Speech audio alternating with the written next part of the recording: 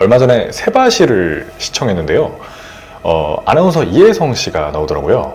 그런데 35kg을 감량하려고 무염 닭가슴살하고 오이만 주구장창 드시다가 나중에 요요 부작용이 크게 왔다고 하시는 거예요. 극단적 다이어트 후에 오는 폭식은 우연으로 오는 게 아닙니다. 필연적으로 올 수밖에 없는 거예요.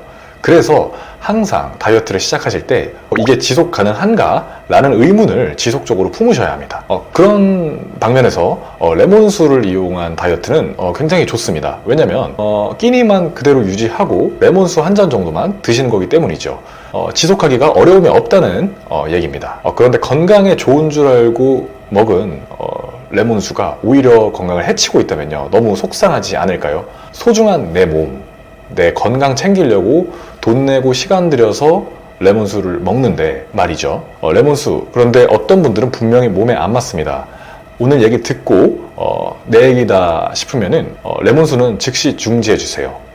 그리고 이번 영상에서는 거기서 그치는 게 아니라요, 레몬수 안 맞는 분들에게는 레몬 대신 드실 제철 과일을 체질별로 추천해서 드리겠습니다. 이 체질에 딱 맞는 과일을 찾으시면요, 굉장히 좋은 점이 많은데요. 그 이유는 주 2회 정도만 체질에 맞는 과일을 챙겨 드시면 건강에 무척 도움이 되기 때문이죠. 그리고 레몬수 맞는 분들에게는 그 효과 좋다는 레몬수 어떻게 마셔야 효과가 좋은지, 그리고 레몬수의 효능은 무엇인지에 대해서 설명을 해드리도록 하겠습니다. 거두절미하고 바로 본론으로 들어가겠습니다.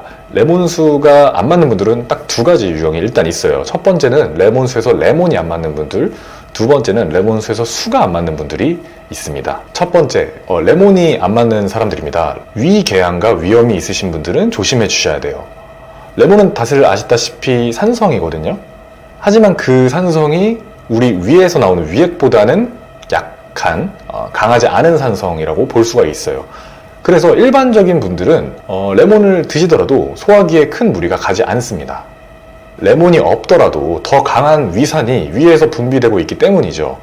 우리 위액이 그 정도의 산성은 막아낼 수 있는 방어벽이 되어 있다는 겁니다. 그런데 이미 위 안에 상처가 있거나 염증이 있는 것으로 진단이 되신 분들은요, 그런 분들은 스스로 아마 느끼실 거예요. 난 레몬 먹으면 속이 쓰리던데. 이런 분들은 굳이 속 쓰려가면서 레몬수를 드실 필요가 없습니다. 자, 두 번째는요, 레몬수를 포함한 액체 자체를 너무 많이 드실 필요 없는 분들이에요. 자, 똑바로 누운 상태에서 배꼽 바로 위를 수직으로 손가락을 이용해서 한번 눌러보시겠어요? 지금 똑바로 누운 자세라면 당장 한번 눌러보시는 게 좋을 것 같거든요. 네, 배꼽 위에 바로 이 부분이 수분혈이거든요. 소장에서 물이 재흡수되는 부분인데요. 이 부분이 눌렀을 때 아프다면 그것은 가스도 아니고 변도 아니고요, 체내에서 저장되지 않고 쓰이지 않는 그런 잉여 수분이라고 볼 수가 있습니다. 선생님, 물은 마시면 마실수록 좋다는데요? 모든 사람이 그렇지는 않습니다. 물을 마시는 족족 다 쓰고 남는 건 소변으로 다 배출한다면 당연히 물을 마시면 마실수록 노폐물도 배출이 되고 좋겠죠. 그런데 수분 대사가 원활하지 않으시는 분들이 있습니다. 이런 분들은 오히려 과중한 물은 피해 주시는 것이 좋습니다. 여기서 말하는 물은 음료수, 커피 등 모든 액체류를 포함하는 개념이에요. 주로 피부색이 허연 편인데 잘 붓고 소변이 잘 나오지 않는 이런 분들이 이런 체질들에 해당이. 그렇다고 제가 목마른데 물을 마시는 걸 참아라, 이런 얘기를 드리는 건 절대 아니고요. 단지 목이 안 마른데 억지로 물이 건강에 좋으니까 많이 마셔야지 하고 꾸역꾸역 드실 필요는 없다는 얘기를 지금 하고 있는 겁니다. 그리고 추가적으로 레몬수 드시고 간혹 가다가 어디 가려우신 분들, 알러지가 있을 수 있거든요. 그런 분들은 당연히 레몬수를 중지해 주시는 것이 좋습니다. 이런 분들을 위해서 레몬수를 대체할 수 있는 과일을 말씀드리기 전에요, 레몬수의 효능들과 그리고 레몬수 어떻게 드셔야 효과가 좋은지 부터 설명을 드리도록 하겠습니다. 먼저 레몬수의 효능입니다. 레몬은 일단 다이어트에 도움이 돼요. 당장 100g에 20kcal밖에 안 되는 저열량 식품이고요. 지방을 축적하는 작용을 좀 방해해 줌으로써 체내 지방 축적을 줄여줍니다. 포화 지방과 콜레스테롤은 0, 제로고요. 따라서 오랫동안 복용을 하시면 묵은 내장 지방이나 뱃살을 제거하는 데 효과적이라고 볼 수가 있습니다. 레몬수 두 번째 효능은요, 피로가 풀립니다.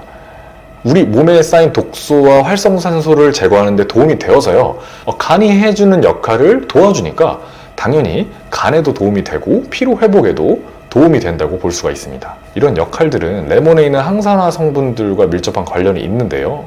왜 예전에 깔라만시 몇 년 전에 유행했던 거 기억나시나요? 레몬 깔라만시 같이 신맛이 나는 과일들에 있는 플라보노이드 성분들에서 간에 도움이 되는, 피로 회복에 도움이 되는 물질들이 많이 함유되어 있다고 보고가 되어 있습니다. 그리고 레몬은요, 당연히 모두들 아시겠지만 비타민이 많습니다. 그리고 미네랄이 굉장히 풍부하게 있어요. 레몬 100g당 하루 비타민 권장 섭취량의 128%가 무려 들어있습니다.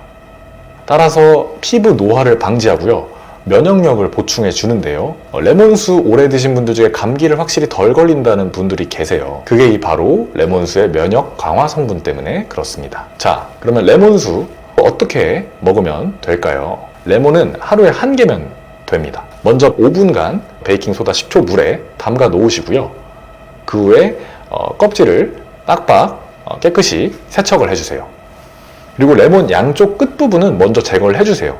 이 부분에서 쓴맛이 나오거든요. 그 쓴맛 나는 끝부분을 제거한 후에 반쪽을 갈라서요, 먼저 레몬 즙을 짜줍니다. 즙을 짜게 되면요, 레몬 씨가 나오게 되는데 이 레몬 씨앗 역시 쓴맛을 유발하니까요, 그거 먼저 제거를 해주시고요. 남은 껍질들을 자르셔가지고 같이 레몬에게 껍질을 투하해 주시고요. 그 위에 뜨거운 물을 부으셔가지고 바로 드시면 되겠습니다. 뜨거운 물은 200ml 정도 부어주시고요. 만약에 뜨거운 게 좀 싫다 하시면 그 위에 찬물을 조금씩 부으셔서 온도를 조절해서 드시면 좋습니다. 그리고 껍질 같은 경우에는 너무 오래 우리면은 효능은 좋지만 맛이 써질 수가 있거든요. 적당히 우려주셨다 싶으면은 바로 드실 거면 넣은 채로 드셔도 되는데, 조금 저장을 해놓고 싶다 하시면은 껍질은 조금 우린 후에 10분 정도만 지나면 바로 빼놓고 그 다음에 드시는 것이 맛에 좋습니다. 이렇게 좋은 레몬수지만 아까 말씀드렸다시피 속이 쓰리거나 아니면 물이 이미 넘치거나 아니면 알러지가 있으신 분들은 굳이 드실 필요가 없는데요. 대체할 수 있는 과일을 말씀드리겠습니다. 참고로 레몬은 너무 시기 때문에 레몬수를 만들어서 드시는 것을 권유드리지만, 지금 말씀드릴 과일들은 그렇게 시지 않기 때문에 생과로 가급적 드시는 것을 추천드립니다. 첫 번째 대체 과일은요, 키위입니다. 키위는 사실 레몬이랑 굉장히 유사한 효능이 있어요. 칼로리가 낮고 역시 항산화 성분들이 있어서 노화 방지에도 도움이 됩니다. 그리고 아까 말씀을 안 드렸지만 레몬이 칼륨이 굉장히 많거든요. 키위도 칼륨이 많아요. 그래서 혈압이나 심장 건강에도 도움이 된다고 볼 수가 있습니다. 역시 면역력에도 도움이 되고요. 그리고 왜 고깃집에서 고기를 연육작용을 할 때 키위로 연육작용을 하시는 거 아시죠? 단백질을 소화하는 효소가 부족하신 분들한테는 키위가 그야말로 보약 같은 존재라고 볼 수가 있습니다. 두 번째 대체 과일은 귤입니다. 겨울철에 나는 귤 굉장히 자주 접할 수가 있는데요. 그런데 귤이 정말 사실 좋거든요. 언제 좋냐? 바로 귤 껍질까지 같이 드실 때 굉장히 좋습니다. 귤도 역시 전형적인 시트러스류답게 항산화 성분이 많고 비타민C가 풍부합니다. 그런데 귤 껍질은요, 스트레스 호르몬이라고 불리는 코르티솔 수치까지 낮추는 그런 플라보노이드 성분을 가지고 있다고 보고가 되어 있어요.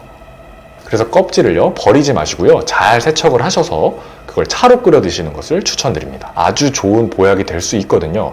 현대인 분들 중에 스트레스가 없는 분들이 없습니다. 꾸준히 끓여 드시면 효과를 볼 수 있으니까요, 귤 껍질은 버리지 않는 것으로 합시다. 사실 제가 예전에 레몬을 좀 한창 먹었을 때는 피부도 좀 하얗고 피로도 좀 없었고 이랬는데요, 요즘 워낙에 지금 과로하고 그러다 보니까 피부도 좀 안 좋아지고 굉장히 피로한 상태거든요. 뱃살도 좀 느는 것 같고요.